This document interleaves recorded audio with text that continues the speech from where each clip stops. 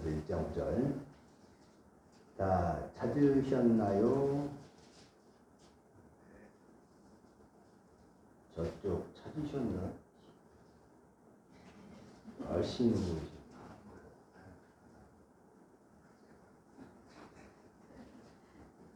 자, 다 같이 한번 읽어봅시다. 믿음의 결과 시작. 믿음의 결과 곧 영혼의 구원을 받으리라.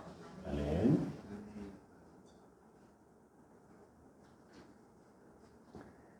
베드로전서 1장 9절 믿음의 결과 곧 영혼의 구원을 받으리라 라는 말씀은 우리가 익히 많이 들었던 말씀이에요.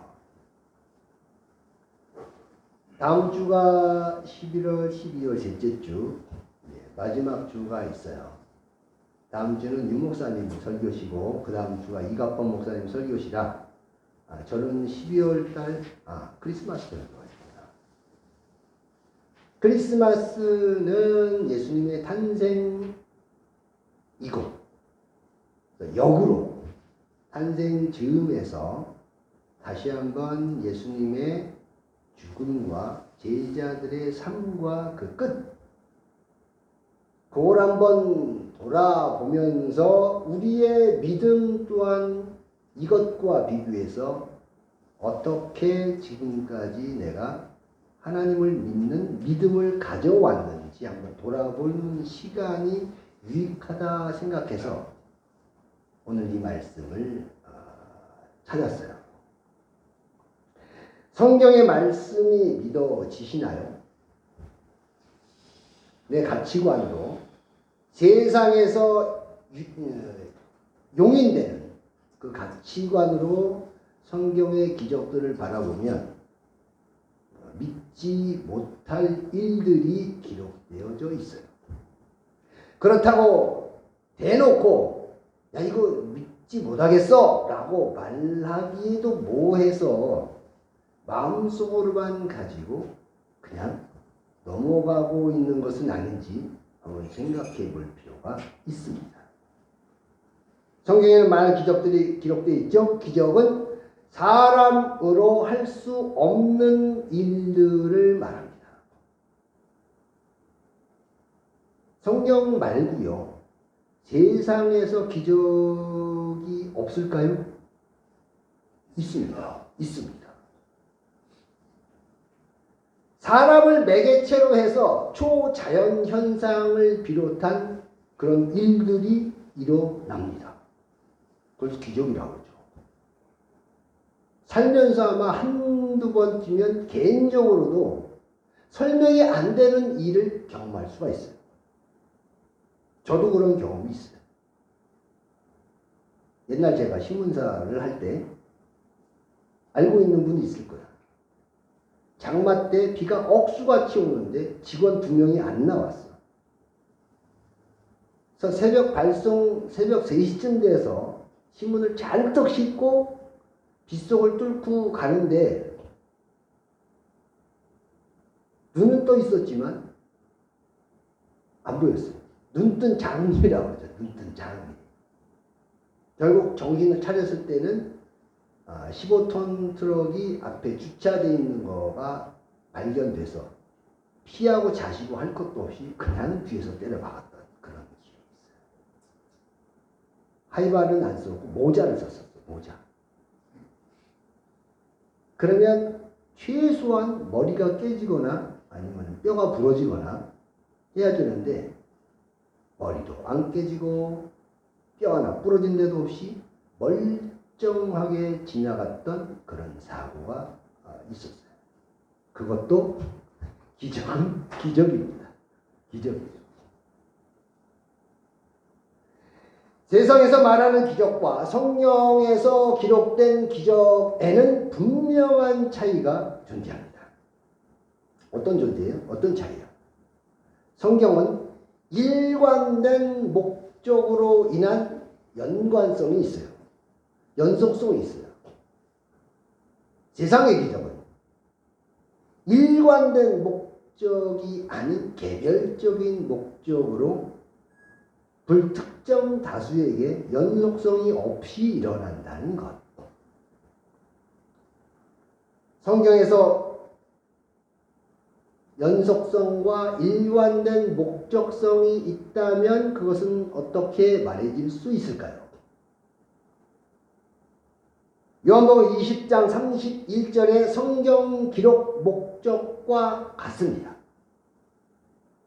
그리스도가 메시아임을 알게 하는 목적이에요. 오직 이것을 기록하면 너희로 하여금 예수가 그리스도시요 하나님의 아들이심을 믿게 하려 하며 그 이름을 힘입어서 너희로 하여금 생명을 얻게 하려 한다는 것이 성경 기록 목적이에요. 요한복음 20장 31절에 나오는 말씀. 이것과 기적이 동일한 목적을 가지고 있어요. 그렇기 때문에 기적은 알게 하시고 믿게 하시고 가르쳐서 알게 하시는 목적을 가지고 있어요. 그 가르치는 것이 가르치는 자만 있고 가르침을 받는 자가 없다면 가르치는 자의 수고가 헛되겠죠. 그리고 가르침을 받는 자가 마음으로만 따른다면 그것 역시 가르치는 자의 수고가 헛될 것입니다. 가르침이 있고 가르침을 정말 진심으로 받는다면 가르침을 받는 자는 반드시 밖으로, 몸으로, 행동으로 드러나게 되어 있어요. 예수님의 처음 가르침을 따르는 사람들은 누구였죠? 12제자. 그리고 12제자 위에 성령이 내릴 때 마가의 다락방에 모였던 120여 문도가 있습니다. 500여 문도도 있고요. 그들로 인해서 가르침을 받은 사람, 그렇게 쭉 연결되어 오다 보면 누구에까지 연결돼요? 우리에게까지 연결이 됩니다. 시대와 환경은 많이 바뀌었죠. 시대와 환경이 아무리 바뀌고 달라졌다 하더라도 본질까지 변하지는 않습니다. 성경은 하나님의 말씀이기에 믿는 자들은 그 말씀을 진리로 알고 있어요. 근데 어떤 사람이 하나님 말씀을 하나님을 믿는 목적이 잘 살기 위해라고 얘기를 한다면 어떤 사람이라도 아니야, 그것은 잘못된 거야 라고 얘기할 수 있습니다. 대부분 아마 그렇게 얘기할 거예요. 예수님 당시 초대교회 때 잘 살기 위한 목적을 가지고 예수님을 따른다? 그런 사람은 단 한 사람도 없었을 것이라고 저는 믿고 있어요. 오히려 초기 기독교 사회 때 죄인 시대에서 십자가형을 당한 그 예수의 교훈을 따르는 것만으로도 핍박과 고난과 출회를 당했던 것이 당시 그리스도인들의 모습이었습니다. 그런데 지금 현재 시간으로 돌려본다면 예수 따르는 목적 가운데 잘 살기 위한 목적이 없을까요? 말을 조금 바꿔보면 내게 닥쳐진 고난을 해결하기 위해서 예수님께 기도하고 그것을 벗어나기 위해서 하나님 믿는 목적이 거기 추가된다면 그것 역시 50보 100보 차이로 잘 살기 위한 목적에 해당이 됩니다. 현대는 복잡하고 어떤 분야든 간에 다원화가 아주 일반화된 사회가 됐어요. 그렇기 때문에 인간의 기본권은 보장되어야 하고 인간의 기본권이 보장된다면 소수의 의견도 거기에 반드시 포함되어 버린 시대가 되었습니다. 똑같이 그런 패턴이 교회 안에 그대로 들어와 있는 상태입니다. 그렇기 때문에 잘 살기 위한 목적도 아마 용인이 된 것 같아요. 제가 볼 때는.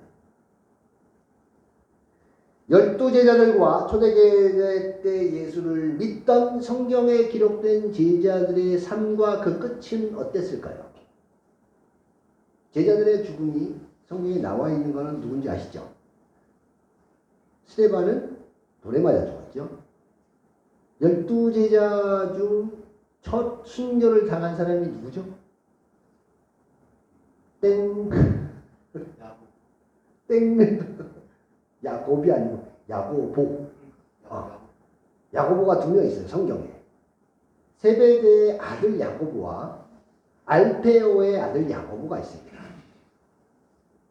세베대의 아들 야고보는 사도 요한의 형이에요. 사도 요한의 형.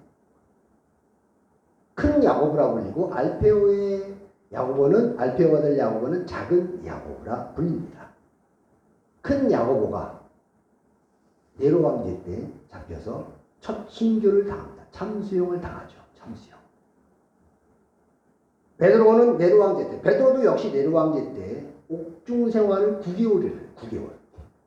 그때 9개월 하면서 그 기간 동안에 간수장을 포함해서 47명을 개신교, 기독교, 예수를 믿는 사람으로 개종을 시켰다고 전해집니다. 그리고 십자가에 달려 죽었죠. 알고 있기는 거꾸로. 창에 찔리고 돌에 맞아 죽고 십자형을 당한 사람이 4명, 그리고 참수형을 당한 사람이 4명, 화형당하고 돌에 맞아 죽고 창에 찔려 죽은 사람이 1명씩. 바돌로메라고 알려진 기억하시죠? 나다나엘 기억나죠? 내가 무화과나무에 앉아있는 것 다 보았다. 이렇게 하니까 놀래가지고 빌립이 안드레에게 봐라, 메시아가 왔다. 뭐 이렇게 해가지고 나다나엘도 12제자 중에 하나인데 가장 참혹하게 죽었다는 기록이 있어요. 산채로 온몸에 살갗이 다 벗겨지고 째찍기 당하고 십자가형 당하고 결국 참수형을 당해서 어떻게 죽었다는 기록이 있어요. 우리는 예수님의 죽음도 한번 돌아볼 필요가 있습니다. 우리가 알고 있는 어떤 대단한 사람, 그 대단한 사람의 최후가 아주 보잘것이 없다면 초점이 어디에 맞춰질까요? 아마 뒤에 맞춰질 거야.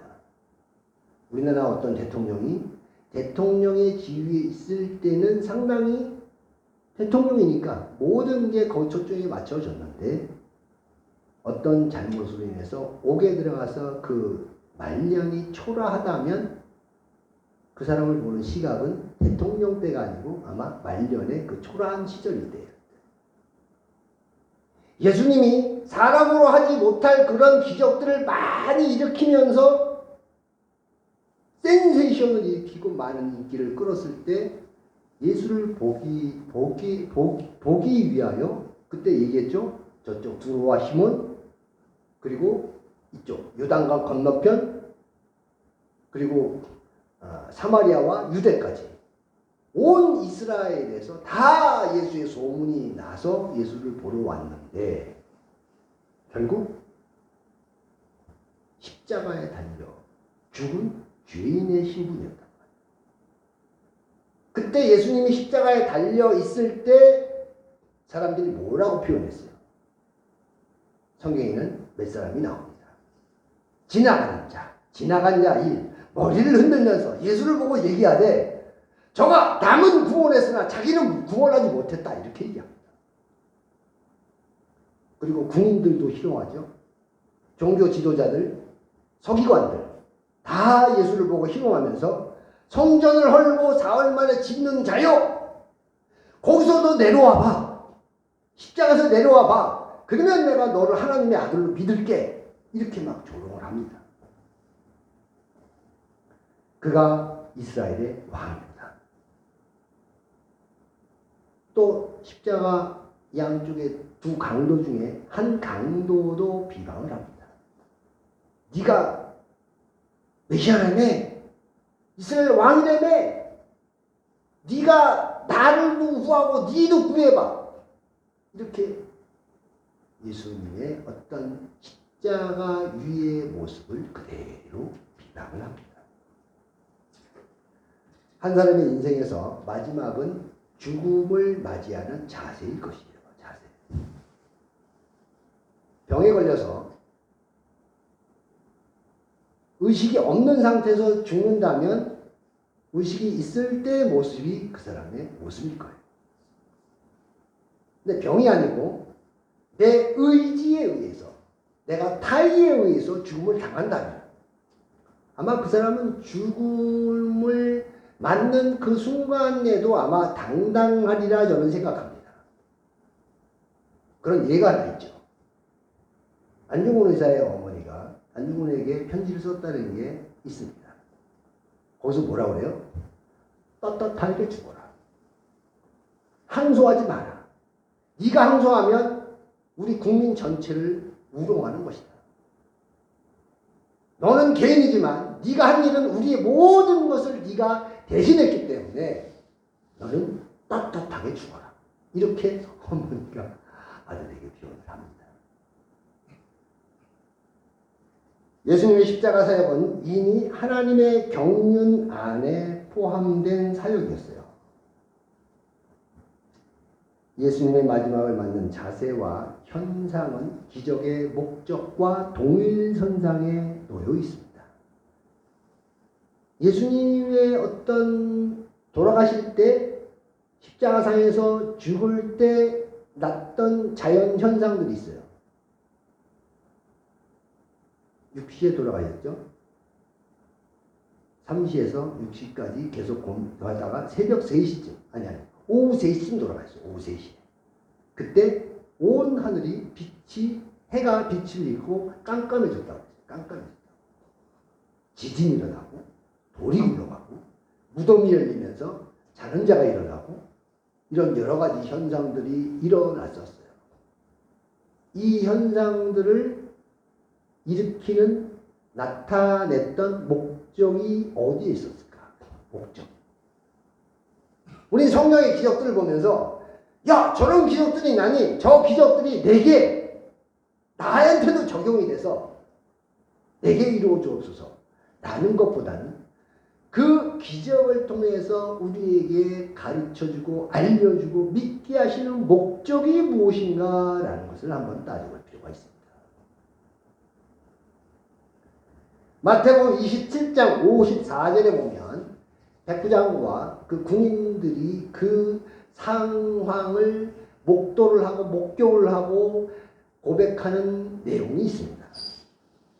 백부장과 및 함께 예수를 지키던 자들이 지진과 그 일어난 일들을 보고 심히 두려워하며 이르되 이 사람이 정녕 그리스도 하나님의 아들이셨구나 라는 것을 고백합니다. 결국 예수가 그리스도시요 메시아이심을 믿게 하기 위한 기적과 동일선상에 놓여 있다라고 말씀드릴 수가 있어요. 그래서 그 가르침으로 예수가 메시아시고 그리스도시요 영혼 구원자이라는 것을 확실히 알므로, 깨달음으로 성령이 알게 해 주신 그대로 제자들의 삶도 죽음에 이르기까지 일관성이 있었던 것.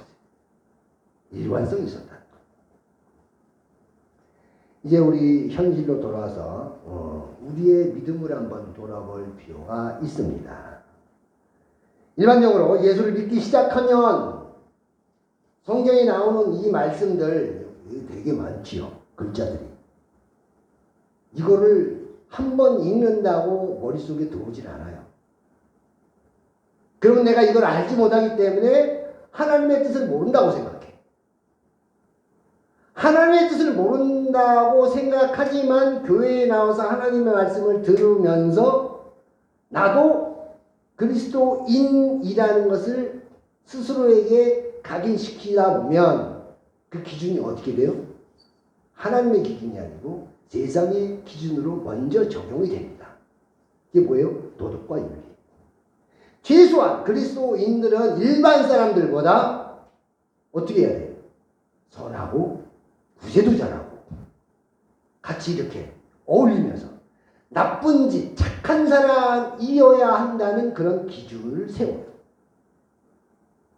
다른 사람들도 평가할 때 그걸로 평가하고 스스로 생각해도 내가 하나님 믿었으면 좀 착해져야 되는데 나는 왜 이렇게 악하지? 나는 좀 기준이 좀 못 미치네? 나 하나님 잘 몰라. 이렇게 돼버려요.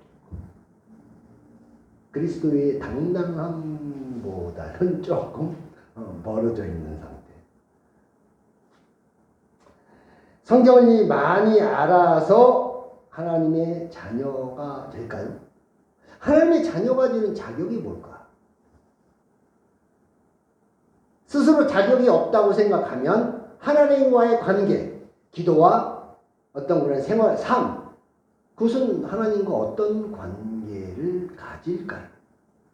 그들 입장에서 볼 때 교회의 직분을 가지고 있는 사람들, 목사, 장로, 권사, 이런 분들은 스스로가 하나님의 자녀라고 생각하지 않을지언정 초신자들이 볼 때는 그들에게는 자격이 있는 사람들이에요.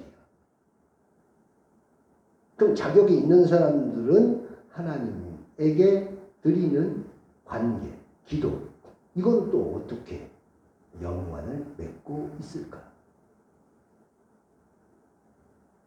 단연코 말씀드릴 수 있습니다.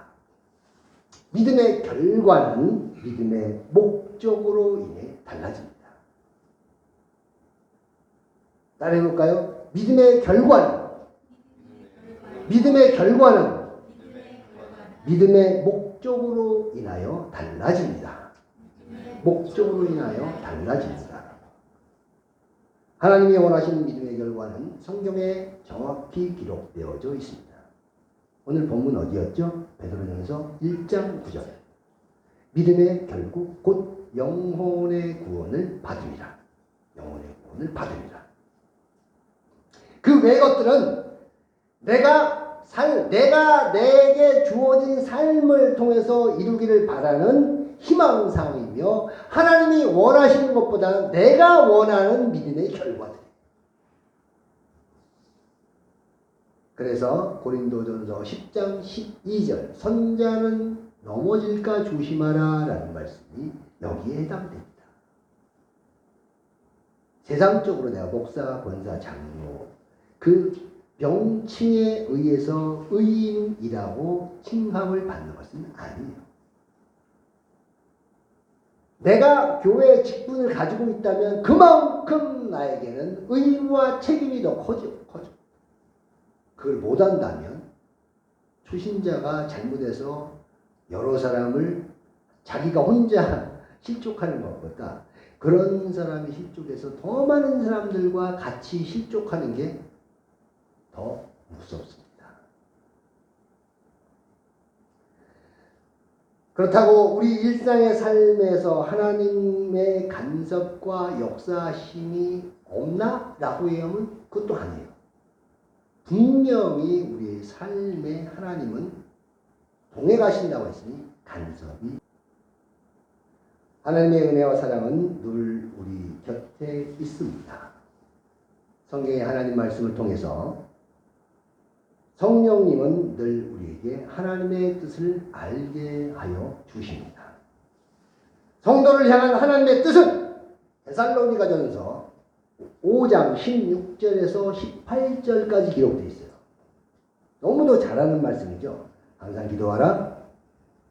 항상 기뻐하고 쉬지 말고 기도하고 범사에 감사하라. 이것이 너희를 향한 하나님의 뜻이니라. 이렇게 기록되어 있어요. 잘 생각해 보세요. 항상 기뻐하고 범사에 감사하고 쉬지 말고 기도하는 것이 하나님의 뜻인가? 하나님의 뜻을 알지 못하고 기뻐하고 감사하면서 범사에 그렇게 기도할 수 있어. 그러나 이것은 유한적이에요. 하나님의 뜻을 알지 못하고 기뻐하고 기도하고 감사하는 것은 몇 번 할 수는 있지만 연속성이 없습니다. 내 감정에 휘둘려. 내게 주어진 상황에 휘둘려. 다시 이렇게 말할 수 있어요. 하나님의 뜻을 온전히 아는 성도라면 항상 기뻐할 수 있고 항상 감사할 수 있고 범사에 쉬지 말고 기도할 수 있습니다. 생각해보세요. 억지로 하는 것이 아니고 자연스럽게 나와야 돼요. 자연스럽게. 누가 시켜서 하는 것이 아니고 내가 아무리 삶의 어떤 것에 휘둘려서 내가 힘들다 할지라도 하나님을 향한 그 사랑에 변함이 없다면 항상 감사할 수 있습니다. 항상 기뻐할 수 있어요. 그리고 하나님과의 관계에 항상 기도할 수 있습니다.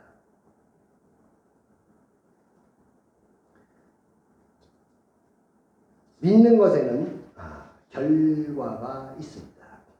믿는 것에는 결과가 있어요. 결과를 어디에서 찾으려 하느냐, 결과를 어디에서 찾느냐라는 것에서 지금 우리가 가진 믿음의 현실, 현 주소를 우리가 발견할 수 있어요. 어디에다 목적을 두느냐. 전제가 있죠? 전제가 반드시 있습니다. 제가 늘 여러분께 드리는 말씀 중에 하나죠. 하나님의 뜻은 하나님의 뜻을 일반 은혜와 특별 은혜를 구별하지 않고 하나님의 뜻을 바라본다면 나의 삶에 이루어지는 모든 것에서 다 하나님이라는 이름을 갖다 붙일 수 있어요. 갖다 붙일 수 있어요. 그러나 특별 은혜와 일반 은혜를 구별할 수 있다면 지금 현 시대에서 나타나는 믿음의 형태가 달라질 거예요. 사람은 이것과 저것 중에 자유로 선택할 수 있는 이성이 있습니다. 그러나 이성만으로 선택하는 건 아니에요. 내가 분명히 이성적으로 이걸 선택하는 게 옳아. 근데 감성으로 저거를 선택하는 경우도 있습니다. 또한 이성도 아니고 감성도 아니고 순수한 나의 이익에 의해서 어떤 걸 선택할 수도 있어요. 선택할 수도 있어요. 쉽게 말하면 선과 악 중에서 내가 악을 선택할 수도 있다는 말이 됩니다. 성경에서 이걸 어떻게 설명해요? 자유의지라고 설명을 합니다. 자유의지. 자유의지는 어떤 구속된 것에서 벗어나서 내가 선택할 수 있는 범위에 자유함이 있다고 하는 것을 사전적 의미라고 선택한다면 하나님의 어떤 신의 전지적는 인간의 그릇된 선택도 내가 할 수 있다는, 그러나 전제가 있어요. 내가 이것을 선택하든 저것을 선택하든 그 책임이 누구한테 있어? 나한테 있어. 그러니까 선택은 허용이라고 얘기해. 하나님이 허용해 주셨다. 자유의지로. 악을 선택할 수도 있고 선을 선택할 수도 있는데 네가 악을 선택한다면 그거에 대한 대가는 네가 받아야 된다. 라는 게 성경의 자유의지예요. 좀 헷갈리죠? 저는 다시 말하면 이것을 기회라고 말씀드릴 수 있어요. 선택은 기회.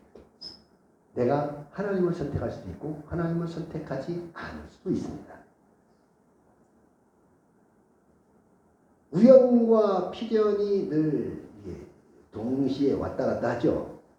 우연을 가장한 필연, 뭐 이런 말도 있습니다. 둘이 만난 게 필연인가?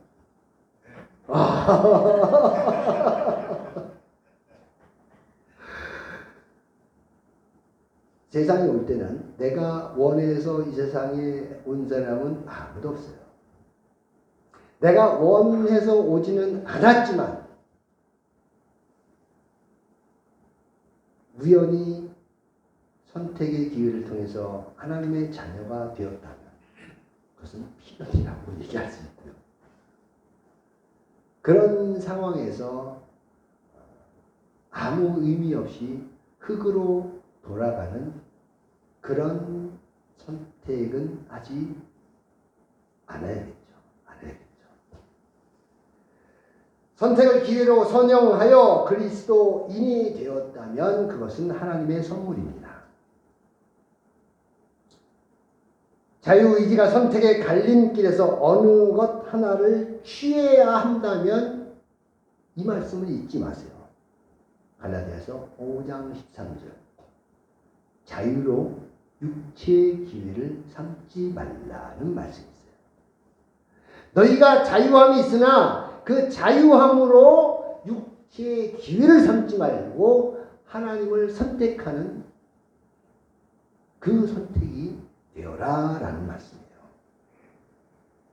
그래서 무엇을 위해서 살아가야 하는가 라는 것은 이미 해결된 것 같아요. 내가 하나님을 모를 때 내 자유로 세상의 어떤 가치관 가지고 살았지만 내가 하나님을 안다면 나의 존재의 목적과 내 목숨의 근원이 누구로부터? 하나님으로부터 온 것을 알기 때문에 하나님을 위한 삶, 그것 안에 내가 이루는 삶도 거기 포함되니까. 하나님을 위한 삶이 내 삶과 전혀 무관해. 나는 완전히 수용해야 되고 하나님을 위해서 모든 걸 낸다? 사람들이 인정을 잘 안 해. 근데 생각해보세요. 부등호. 하나님을 위한 삶 속에 내가 이루려는 삶도 같이 포함되어 있다. 그러면 하나님과 동행하는 삶으로 무엇을 위해서 살아야 되는가라는 것은 이미 해결됐어. 그럼 이제 어떻게 살아야 되는가라는 게 이제 남았어. 이제 다시 처음으로 돌아가야 돼요. 이 문제에서 믿음의 형태와 하나님을 바라보는 현실의 삶의 모습이 결정이 됩니다. 예수님과 제자들의 삶과 죽음을 잠깐 거론했었죠. 그리고 당시의 상황과 지금의 상황은 물론 다릅니다. 많이 다릅니다. 아무리 달라졌다 하더라도 믿음의 결과는 달라지지 않습니다. 믿음의 최종 결과는 영벌의 죄인의 상태에서 영생의 구원을 얻는 이것밖에 없어요. 이것밖에. 그 믿음의 결과로 가는 과정의 삶이 현재 저와 여러분의 지금 주어진 삶이에요. 개인적인 어려움과 고난도 있습니다. 관계 속에서 이루어지는 어려움도 있습니다. 성도로서 그리스도인으로서 가져야 되는 어떤 거룩한 부담도 있습니다. 내가 주님의 도구라면, 내가 하나님의 자녀라고 생각하신다면 눈을 좀 넓게, 한번 높게 바라보세요. 높게. 하나님의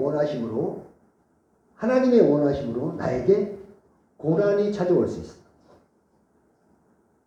그렇기 때문에 이 고난에서 벗어나게 하여 주옵소서라는 기도는 범사에 감사를 항상 기뻐하라. 쉬지 말고 기도하라. 라는 이 목록에서 떼주셔야 돼요. 떼주셔야 돼요.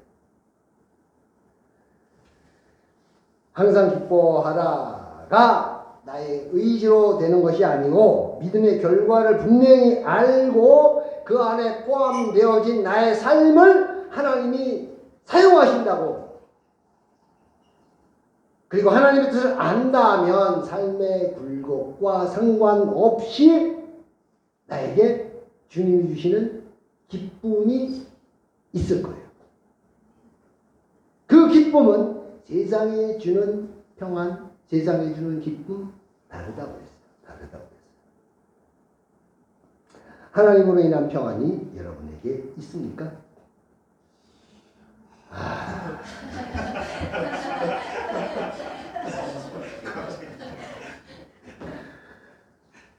삶의 굴곡으로 인해 하나님의 평안이 없다면 일반 은혜와 특별 은혜를 구분하지 않는 결과일 것이에요. 잘 생각해 보세요. 예수님처럼 제자들처럼 여러분에게 순교의 믿음을 강요하는 것은 아닙니다. 아니에요. 대신에 내가 하나님의 자녀라면 최소한 함께 하나님의 일을 함에 있어서 거침이 되는 일은 없어야겠어요. 내가 여러분 죽으십시오 라는 게 아니고 같이 하나님의 일을 이루어서 서로 사랑함에 있어서 서로가 서로에게 하나님의 일에 방해가 돼서는 안 된다는 말씀이에요. 그리스도인이라는 자부심과 긍지로 사랑하게 되신 서로 사랑, 이웃 사랑하는 일에 일익을 담당하게 될 것입니다. 그와 같은 삶의 모습이라면 범사에 감사하는 하나님의 자녀가 될 수 있어요. 싸워서 이길 상대는 우리들이 아니고 사단의 세력입니다. 사단의 세력. 영혼의 구원, 영혼의 평안함이 평상의 여러분의 삶에 충만하시기를 기원드립니다.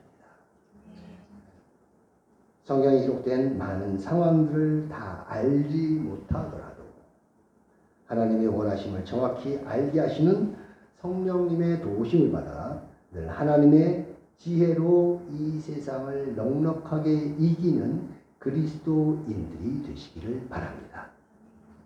그런 저와 여러분 되시기를 하나님의 이름으로 간절히 축원을 드립니다.